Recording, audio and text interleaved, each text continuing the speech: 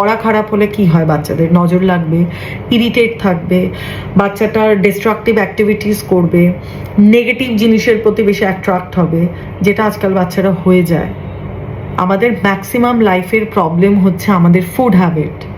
এটা চেঞ্জ করা যেতেই পারে যদি একটু আমরা না খেয়ে, একটু কম খেয়ে, বাইরের খাবারটা যদি একটু, আমার বাড়ির বাচ্চা মানে আমার বাড়ির বাচ্চা, আমার আদ্রিক যতটা আমার নিজের, আপনাদের বাচ্চাটাও বাচ্চা ততটাই আমার নিজের। প্রত্যেকটা বাচ্চারই আমি নিজেকে মা বলে মনে করি। আপনার বাড়ির বাচ্চাটা যদি ভালো থাকে আমি ততটাই খুশি হব যতটা আমার আদ্রিক ভালো থাকলে। তো সো প্লিজ চেষ্টা করুন। আমি জানি অনেক বাচ্চার হ্যাবিট হয়ে যায়, দেবো না, কাঁদলে বাচ্চার কোনো ক্ষতি হয় না, বরঞ্চ হার্ট ভালো হয়। একদিন কাঁদবে, দুদিন কাঁদবে, ইগনোর করুন না, ঠিক হয়ে যাবে। আমি জানি আপনাদের অনেকেরই কোল্ড ড্রিঙ্কস আর চিপস খাওয়ার হ্যাবিট আছে, খান, আপনারা খান, কিন্তু আপনারাও কম খান।